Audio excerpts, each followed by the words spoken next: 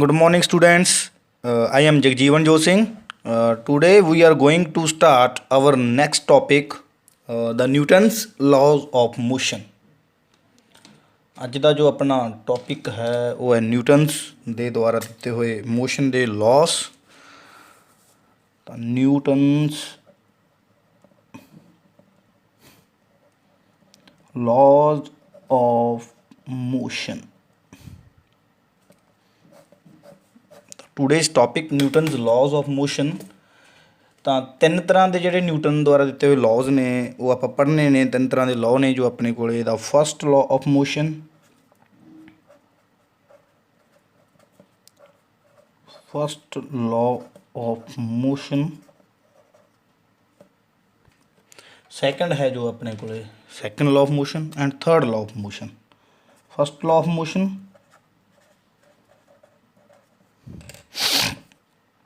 second law of motion and third law of motion।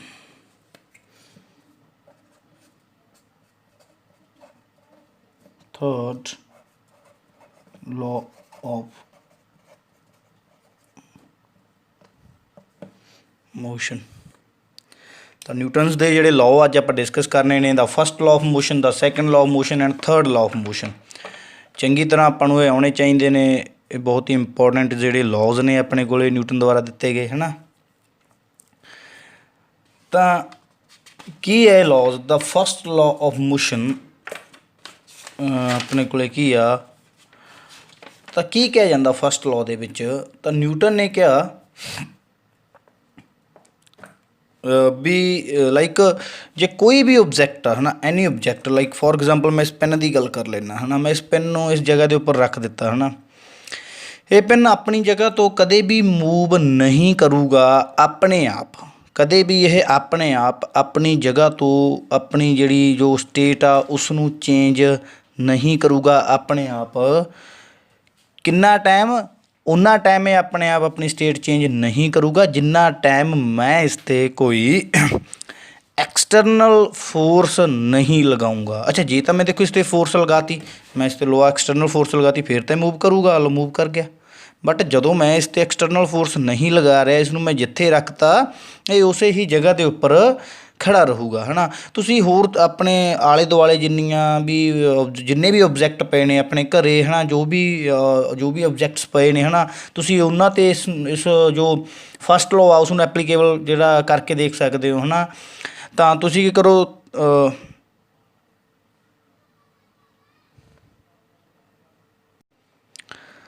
ਕੀ ਕਰੋ, ਆਪਣੇ ਆਲੇ ਦੁਆਲੇ ਕਿਸੇ ਵੀ ਓਬਜੈਕਟ ਨੂੰ ਦੇਖੋ ਅਤੇ ਦੇਖੋ ਜਿਹੜਾ ਉਹ ਓਬਜੈਕਟ ਆ ਨਾ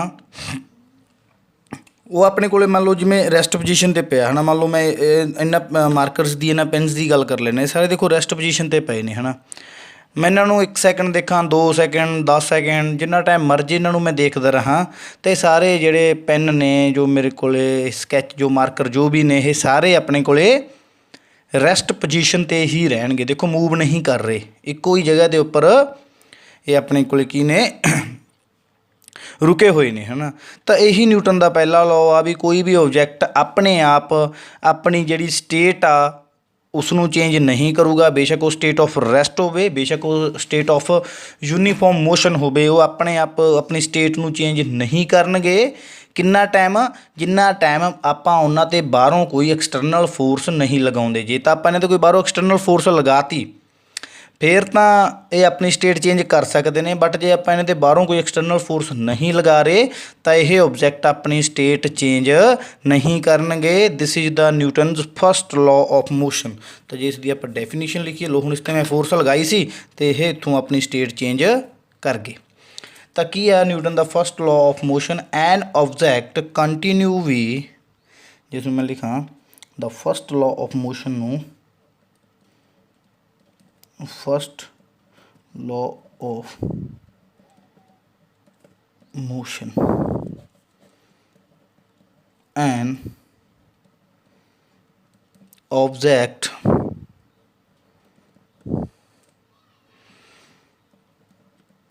continues to be in its state, ਆਪਣੀ ਹੀ ਸਟੇਟ ਦੇ ਵਿੱਚ ਲਗਾਤਾਰ ਕੰਟੀਨਿਊ ਹੋਇਆ ਰਹੂਗਾ ਆਫ ਰੈਸਟ। ਜੇ ਖੜਾ ਹੈਗਾ ਆਬਜੈਕਟ ਤਾਂ ਕੰਟੀਨਿਊਸ ਆਪਣੀ ਹੀ ਸਟੇਟ ਦੇ ਵਿੱਚ ਖੜਾ ਰਹੂਗਾ ਔਰ ਯੂਨੀਫਾਰਮ ਮੋਸ਼ਨ, ਜੇ ਮੋਸ਼ਨ ਦੇ ਵਿੱਚ ਆ ਤਾਂ ਮੋਸ਼ਨ ਦੇ ਵਿੱਚ ਹੀ ਰਹੂਗਾ uniform motion unless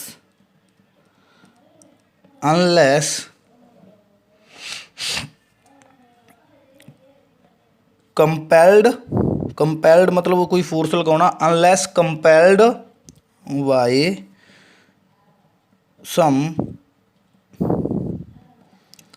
external force. ਲਓ ਜੀ, ਤਾਂ ਕੋਈ ਵੀ ਆਬਜੈਕਟ ਆਪਣੀ ਸਟੇਟ ਦੇ ਵਿੱਚ ਰਹੂਗਾ, ਬੇਸ਼ੱਕ ਉਹ ਰੈਸਟ ਸਟੇਟ ਆ ਐਂਡ ਬੇਸ਼ੱਕ ਉਹ ਯੂਨੀਫਾਰਮ ਮੋਸ਼ਨ ਦੀ ਸਟੇਟ ਆ। ਤਾਂ ਯੂਨੀਫਾਰਮ ਮੋਸ਼ਨ ਦੀ ਸਟੇਟ ਨੂੰ ਵੀ ਆਪਾਂ ਨਾਲ ਲੈ ਕੇ ਚੱਲਾਂਗੇ। ਤਾਂ ਆਬਜੈਕਟ ਰੈਸਟ ਸਟੇਟ ਦੇ ਵਿੱਚ ਜਾਂ ਯੂਨੀਫਾਰਮ ਮੋਸ਼ਨ ਦੀ ਸਟੇਟ ਦੇ ਵਿੱਚ ਹੀ ਰਹੂਗਾ ਜਿੰਨਾ ਟਾਈਮ ਉਸ 'ਤੇ ਕੋਈ ਐਕਸਟਰਨਲ ਫੋਰਸ ਨਹੀਂ ਲੱਗਦੀ। ਠੀਕ ਆ ਨਾ। ਤਾਂ ਹੁਣ ਯੂਨੀਫਾਰਮ ਮੋਸ਼ਨ ਦਾ ਕੇਸ ਕਿੱਦਾਂ ਹੋਣਾ? ਫੋਰ ਐਗਜ਼ਾਮਪਲ ਆਪਣੇ ਕੋਲੇ ਬਾਈਕ ਆ, ਹੈ ਨਾ, ਓਕੇ। ਤਾਂ ਮੰਨ ਲਓ ਵੀ ਆਪਣੇ ਕੋਲੇ ਚਲੋ ਬਾਈਸਾਈਕਲ ਆ, ਹੈ ਨਾ, ਬਾਈਕਸ ਨਹੀਂ, ਆਪਣੇ ਕੋਲੇ ਬਾਈਸਾਈਕਲ ਆਪਾਂ ਮੂਵ ਕਰਵਾ ਰਹੇ ਹਾਂ। ਜਿੰਨਾ ਟਾਈਮ ਤਾਂ ਆਪਾਂ ਉਸਦੀ ਪੈਡਲਿੰਗ ਕਰਦੇ ਰਹਾਂਗੇ, ਪੈਡਲ ਮਾਰਦੇ ਰਹਾਂਗੇ, ਹੈ ਨਾ, ਚਲਾਉਂਦੇ ਰਹਾਂਗੇ ਅਤੇ ਮੂਵ ਕਰਦਾ ਜਾਊਗਾ। ਜਦੋਂ ਆਪਾਂ ਉਸਦੀ ਪੈਡਲਿੰਗ ਰੋਕਤੀ ਹੈ ਨਾ, ਉਸ ਨੂੰ ਸਟੋਪ ਕਰਤਾ, ਤਾਂ ਕੀ ਹੋਊਗਾ? ਤਾਂ ਜਿਹੜਾ ਆਪਣੇ ਕੋਲੇ ਬਾਈਸਾਈਕਲ ਆ ਉਹ ਹੌਲੀ ਰੁਕ ਜੂਗਾ, ਹੈ ਨਾ। ਤਾਂ ਉਹ ਆਪਣੇ ਮੋਸ਼ਨ ਦੇ ਵਿੱਚ ਨਹੀਂ ਰਹੂਗਾ, ਯੂਨੀਫਾਰਮ ਮੋਸ਼ਨ ਦੇ ਵਿੱਚ ਨਹੀਂ ਰਹੂਗਾ। ਅਤੇ ਹੁਣ ਬਾਈਕ ਰੁਕ ਕਿਉਂ ਰਿਹਾ ਗਾ? ਉਸ ਦਾ ਜਿਹੜਾ ਕਾਰਨ ਆ, ਜਿਹੜਾ ਬਾਈਸਾਈਕਲ ਆਪਣੇ ਕੋਲ ਰੁਕ ਕਿਉਂ ਰਿਹਾ ਗਾ, ਉਸ ਦਾ ਜਿਹੜਾ ਕਾਰਨ ਆ ਬਿਕੋਜ਼ ਉਸ ਕੇਸ ਦੇ ਵਿੱਚ ਉੱਥੇ ਇੱਕ ਐਕਸਟਰਨਲ ਫੋਰਸ ਲੱਗ ਰਹੀ ਆ। ਉਹ ਆਪਾਂ ਪੜ੍ਹਾਂਗੇ ਕਿਹੜੀ ਐਕਸਟਰਨਲ ਫੋਰਸ ਲੱਗ ਰਹੀ ਆ, ਉਸ ਬਾਰੇ ਵੀ ਆਪਾਂ ਪੜ੍ਹਨਾ ਗਾ। ਤਾਂ ਉਸ ਕੇਸ ਦੇ ਵਿੱਚ ਐਕਸਟਰਨਲ ਫੋਰਸ ਲੱਗ ਰਹੀ, ਉਹ ਫ੍ਰਿਕਸ਼ਨ ਹੁੰਦੀ ਆ, ਜਿਸ ਦੀ ਵਜ੍ਹਾ ਕਰਕੇ ਆਪਣੇ ਕੋਲ ਜਿਹੜਾ ਬਾਈਸਾਈਕਲ ਰੁਕਦਾ। ਤਾਂ ਅਦਰਵਾਈਜ਼ ਬਾਈਸਾਈਕਲ ਨੇ ਕਦੇ ਰੁਕਣਾ ਨਹੀਂ ਸੀ ਜੇ ਆਪਣੇ ਕੋਲ ਫ੍ਰਿਕਸ਼ਨ ਨਾ ਹੁੰਦੀ। ਤਾਂ ਰੈਸਟ ਦੇ ਵਿੱਚ ਆਬਜੈਕਟ ਪਿਆ ਤਾਂ ਹਮੇਸ਼ਾ ਰੈਸਟ ਸਟੇਟ ਦੇ ਵਿੱਚ ਹੀ ਰਹੂਗਾ ਉਨਾ ਟਾਈਮ ਜਿੰਨਾ ਟਾਈਮ ਆਪਾਂ ਉਸ 'ਤੇ ਕੋਈ ਫੋਰਸ ਨਹੀਂ ਲਗਾਵਾਂਗੇ। This is the Newton's first law of motion. ਇਸ ਨੂੰ ਫਸਟ ਲਾਅ ਆਫ ਮੋਸ਼ਨ ਕਿਹਾ ਜਾਂਦਾ। This is also known as law of inertia ਵੀ ਬੋਲ ਦਿੰਦੇ ਨੇ ਇਸ ਨੂੰ। First law of motion also known as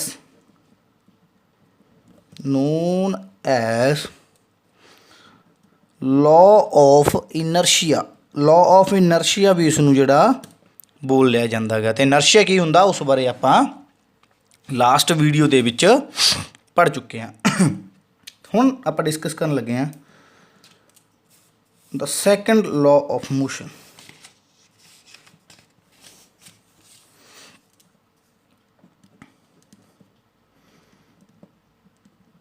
second law of motion।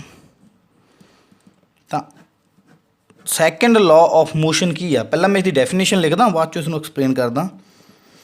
the rate of change of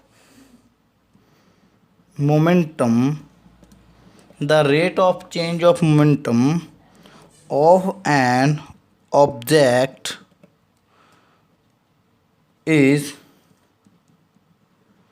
proportional to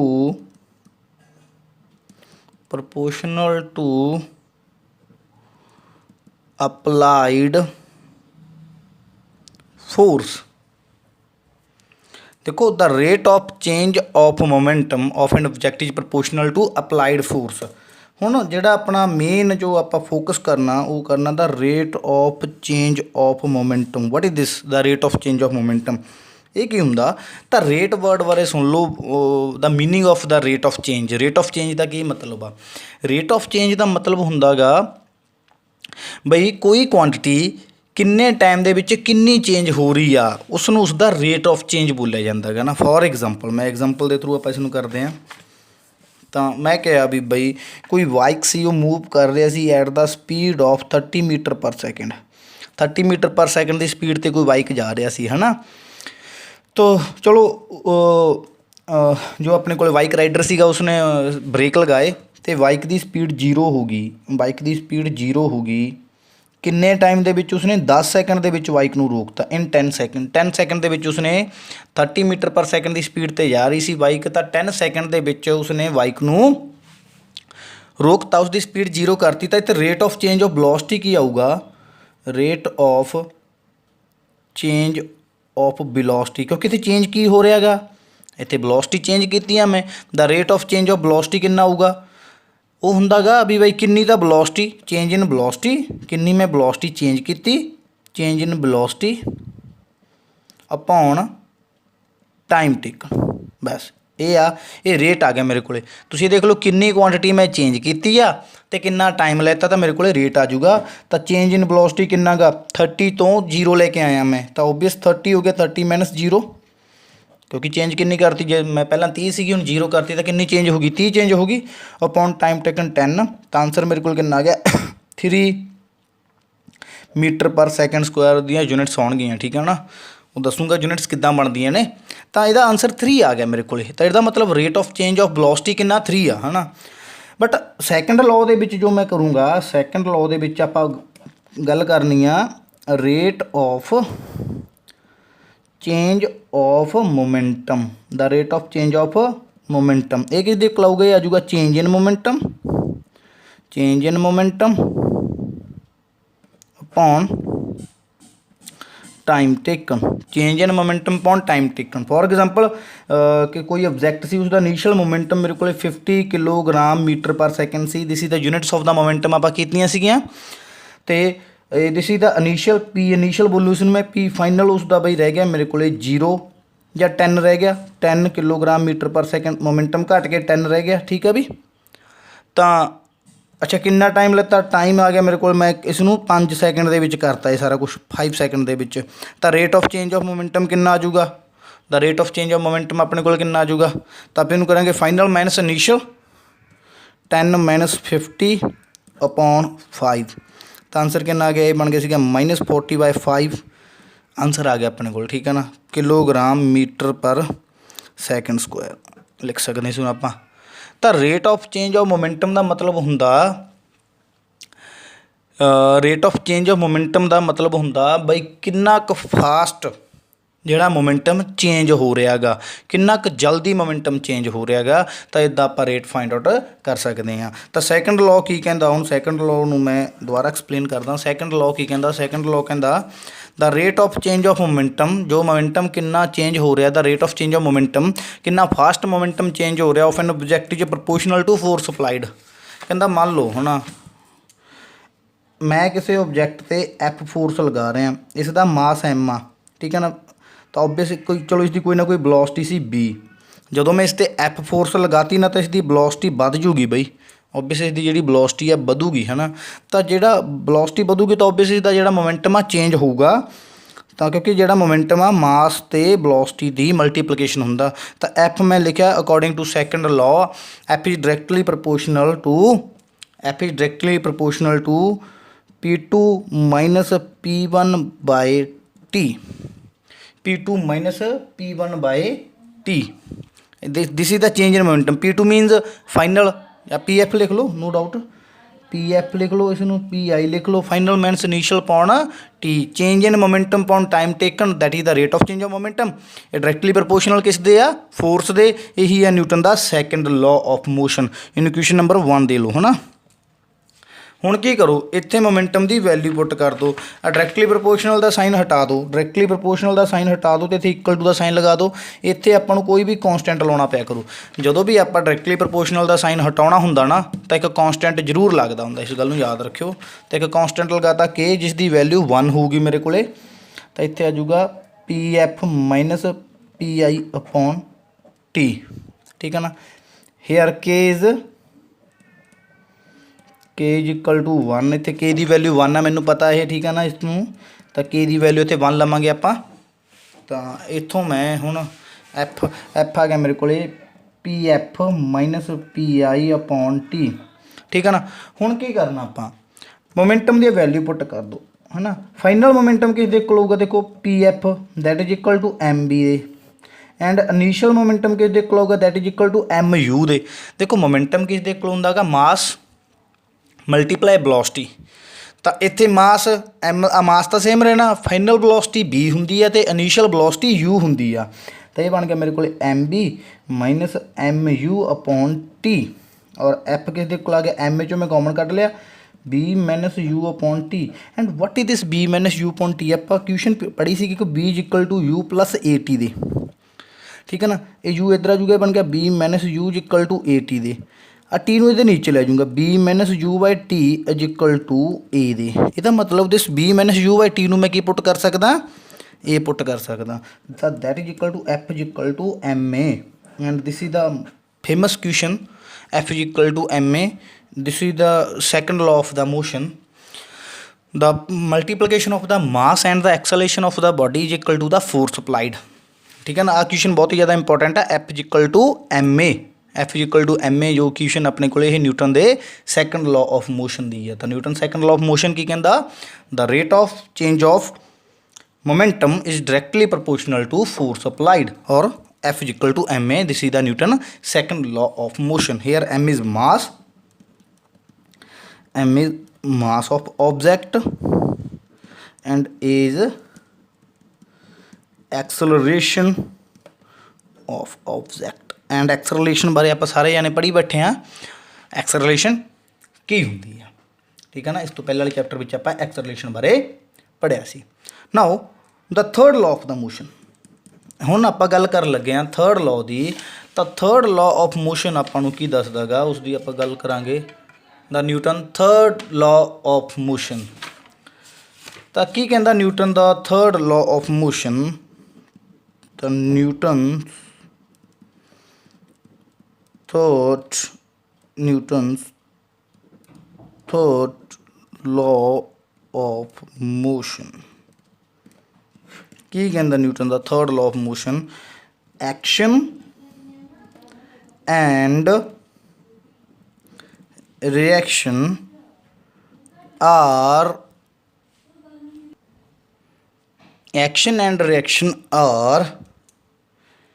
equal and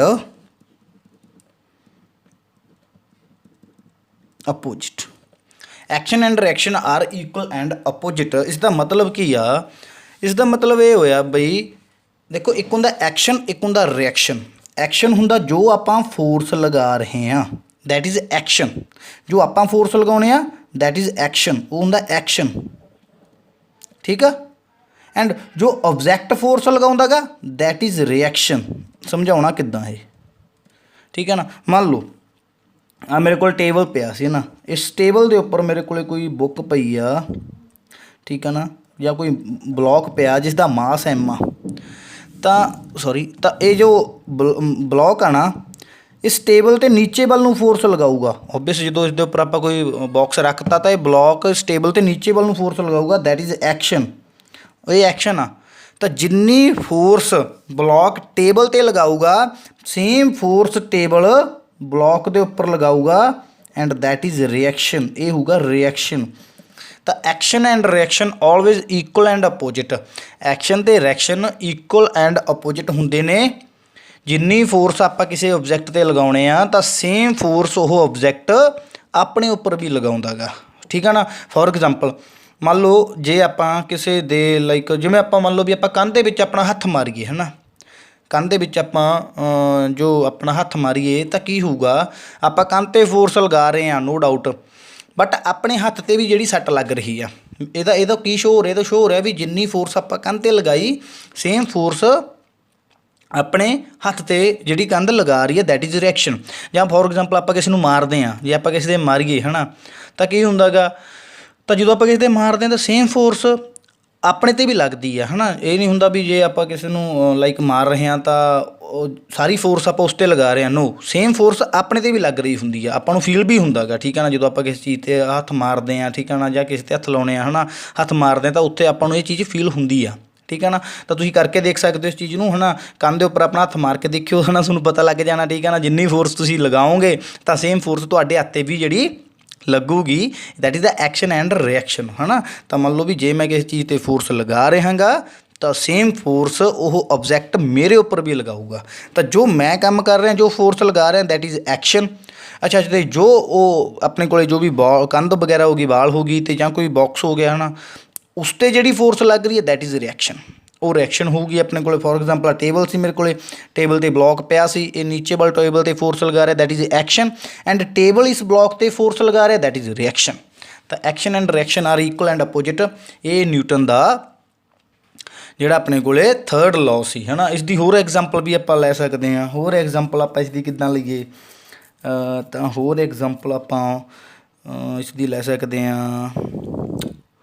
for example ਹੈ ਨਾ, ਚਲੋ ਆਪਾਂ ਇਸ ਦੀ ਇੱਕ ਹੋਰ ਐਗਜ਼ਾਮਪਲ ਲੈਂਦੇ ਹਾਂ। ਆਪਾਂ ਸਪਰਿੰਗ ਬੈਲੈਂਸ ਨਾਲ ਇਸ ਦੀ ਐਗਜ਼ਾਮਪਲ ਕਰਕੇ ਦੇਖਦੇ ਹਾਂ। ਸਪਰਿੰਗ ਬੈਲੈਂਸ ਲਈਏ ਆਪਾਂ ਹੈ ਨਾ। ਤਾਂ ਜਦੋਂ ਆਪਾਂ ਸਪਰਿੰਗ ਬੈਲੈਂਸ ਨੂੰ ਮੰਨ ਲਓ ਵੀ ਬਈ ਆ ਮੇਰੇ ਕੋਲ ਨਾ ਦੋ ਸਪਰਿੰਗ ਬੈਲੈਂਸ ਸੀ। ਸਪਰਿੰਗ ਬੈਲੈਂਸ ਸਮਝਦੇ ਹੋ, ਜੋ ਮਾਸ ਮੈਜਰ ਕਰਨ ਵਾਸਤੇ ਵਰਤੇ ਜਾਂਦੇ ਨੇ। ਸਪਰਿੰਗ ਬੈਲੈਂਸ ਹੁੰਦੇ ਨੇ, ਉਹਨਾਂ ਦੇ ਵਿੱਚ ਸਪਰਿੰਗ ਜਿਹਾ ਲੱਗਿਆ ਹੋਇਆ ਹੁੰਦਾ, ਠੀਕ ਹੈ ਨਾ। ਇੱਥੇ ਇਹਨਾਂ ਦੀ ਹੁੱਕ ਜੀ ਹੁੰਦੀ ਇੱਦਾਂ, ਅਤੇ ਇੱਥੇ ਸਪਰਿੰਗ ਪਾਇਆ ਹੁੰਦਾ ਇਹਦੇ ਵਿੱਚ। ਇੱਥੇ ਨਾ ਇੱਕ ਸਕੇਲ ਜਿਹਾ ਮੂਵ ਕਰਦਾ ਹੁੰਦਾ ਜੋ ਰੀਡਿੰਗ ਦਿੰਦਾ ਹੁੰਦਾ, ਠੀਕ ਹੈ ਨਾ, ਰੀਡਿੰਗ ਦਿੰਦਾ ਹੁੰਦਾ, ਠੀਕ ਹੈ ਨਾ। ਅਤੇ ਸਪਰਿੰਗ ਬੈਲੈਂਸ ਸਮਝਦੇ ਹੋਣਾ ਆਪਣੇ ਮੋਸਟਲੀ, ਜਿਹੜਾ ਆਪਾਂ ਤੁਸੀਂ ਮੋਸਟਲੀ ਦੇਖਿਆ ਹੀ ਹੋਊਗਾ, ਠੀਕ ਹੈ ਨਾ। ਇੱਦਾਂ ਦਾ ਕੁਛ ਹੁੰਦਾ ਜਿਹਨੂੰ ਆਪਾਂ ਇੱਦਾਂ ਦਾ ਇੱਕ ਹੁੰਦਾ, ਇੱਕ ਦਿਸ ਵਨ ਸ਼ੇਪ ਜਿਹਦਾ ਇੱਥੇ ਤੇ ਹੁੱਕ ਜੀ ਲੱਗੀ ਹੁੰਦੀ ਆ, ਠੀਕ ਹੈ ਨਾ। ਇੱਥੇ ਇਹਦੇ ਸਪਰਿੰਗ ਜਿਹਾ ਪਾਇਆ ਹੁੰਦਾ, ਇੱਥੇ ਰੀਡਿੰਗ ਲਿਖੀ ਹੁੰਦੀ ਹੈ 0 kilogram, 10 kilogram, 20 kilogram, 30 kilogram and so on like 40 kilogram ਹੈ ਨਾ। ਤਾਂ ਇੱਥੇ ਇੱਕ ਇਹਦੇ ਪੁਆਇੰਟਰ ਜਿਹਾ ਲੱਗਿਆ ਹੋਇਆ ਹੁੰਦਾ। ਤਾਂ ਜਿਉਂ ਆਪਾਂ ਇੱਥੇ ਕੋਈ ਓਬਜੈਕਟ ਦਾ ਇੱਥੇ ਮਾਸ ਪਾਉਂਦੇ ਰਹਿਣੇ ਇਸ ਦੇ ਵਿੱਚ, ਤਾਂ ਇਹ ਜਿਹੜਾ ਆਪਣੇ ਕੋਲੇ ਆਪਣੇ ਕੋਲੇ ਨੀਚੇ ਵੱਲ ਨੂੰ ਰੀਡਿੰਗ ਦਿੰਦਾ ਰਹਿੰਦਾ ਹੈਗਾ, ਠੀਕ ਹੈ ਨਾ। ਸਪਰਿੰਗ ਬੈਲੈਂਸ ਇਸ ਨੂੰ ਜਿਹੜਾ ਬੋਲਿਆ ਜਾਂਦਾ ਹੈਗਾ। ਤਾਂ ਇੱਕ ਸਪਰਿੰਗ ਬੈਲੈਂਸ ਆ ਰੱਖ ਲਿਆ ਮੈਂ, ਠੀਕ ਹੈ ਨਾ। ਇੱਧਰੋਂ ਇੱਥੇ ਆਪਾਂ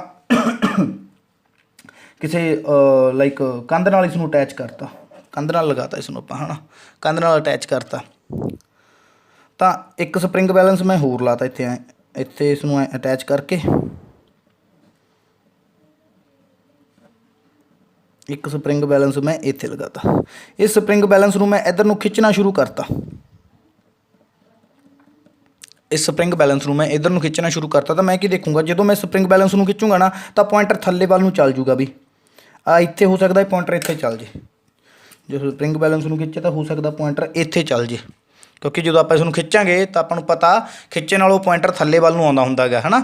ਜਦੋਂ ਆਪਾਂ ਜ਼ਿਆਦਾ ਭਾਰ ਪਾਉਂਦੇ ਰਹਿੰਦੇ ਉਸ ਦੇ ਵਿੱਚ ਤਾਂ ਸਪਰਿੰਗ ਬੈਲੈਂਸ ਦਾ ਜਿਹੜਾ ਪੁਆਇੰਟਰ ਹੈ ਨੀਚੇ ਵੱਲ ਨੂੰ ਆਉਂਦਾ। ਤਾਂ ਮੈਂ ਕੀ ਦੇਖੂੰਗਾ, ਸੇਮ ਜਿੰਨਾ ਪੁਆਇੰਟਰ ਇਸ ਦਾ ਮੂਵ ਕੀਤਾ ਨਾ, ਸੇਮ ਪੁਆਇੰਟਰ ਇਸ ਦਾ ਵੀ ਇੱਥੇ ਆ ਜਾਊਗਾ, ਇਸ ਦਾ ਪੁਆਇੰਟਰ ਵੀ ਇੱਥੇ ਆ ਜਾਊਗਾ, ਠੀਕ ਹੈ ਨਾ। ਤਾਂ ਇਹ ਕੀ ਸ਼ੋਅ ਕਰ ਰਿਹਾ, ਇਹ ਸ਼ੋਅ ਕਰ ਰਿਹਾ ਵੀ ਬਾਈ ਜੇ ਮੈਂ ਇਸ 'ਤੇ ਇਸ ਸਾਈਡ ਫੋਰਸ ਲਗਾਈ ਤਾਂ ਇਸ 'ਤੇ ਵੀ ਕੋਈ ਨਾ ਕੋਈ ਸਾਈਡ ਫੋਰਸ ਜਿਹੜੀ ਲੱਗ ਰਹੀ ਹੈ, ਜਿਸ ਦੀ ਵਜ੍ਹਾ ਕਰਕੇ ਇਹਦਾ ਪੁਆਇੰਟਰ ਆ ਨੀਚੇ ਵੱਲ ਨੂੰ ਮੂਵ ਕਰ ਗਿਆ। ਤਾਂ ਦੈਟ ਇਜ਼ ਦਾ ਐਕਸ਼ਨ। ਇਹ ਮਾਈ ਐਕਸ਼ਨ ਹੋ ਗਿਆ ਐਂਡ ਦੈਟ ਇਜ਼ ਰਿਐਕਸ਼ਨ ਹੋ ਗਿਆ ਬਾਈ। And action and reaction are equal and opposite. ਇਹ ਆ ਨਿਊਟਨ ਦਾ ਥਰਡ ਲਾਅ ਆਫ ਮੋਸ਼ਨ। ਤਾਂ ਨਿਊਟਨਸ ਦੇ ਲਾਅ ਅੱਜ ਆਪਣੇ ਕੰਪਲੀਟ ਹੋ ਗਏ। ਕੱਲ੍ਹ ਤੋਂ ਜਿਹੜਾ ਨੈਕਸਟ ਵੀਡੀਓ ਆਪਾਂ ਪਾਉਣੀ ਆ the law of conservation of momentum. The law of conservation of momentum ਦੀ ਜਿਹੜੀ ਆਪਾਂ ਨੈਕਸਟ ਵੀਡੀਓ ਆਪਣੇ ਕੋਲ ਬਣੂਗੀ। And then after that friction ਬਾਰੇ ਗੱਲ ਕਰਾਂਗੇ ਐਂਡ ਚੈਪਟਰ ਆਪਣੇ ਕੋਲ ਆਲਮੋਸਟ ਕੰਪਲੀਟ ਹੋ ਜਾਊਗਾ। Okay, and please subscribe the channel, share ਕਰੋ ਅਤੇ ਸਬਸਕ੍ਰਾਈਬ ਕਰੋ ਜ਼ਿਆਦਾ ਤੋਂ ਜ਼ਿਆਦਾ ਹੈ ਨਾ। Okay, thank you students.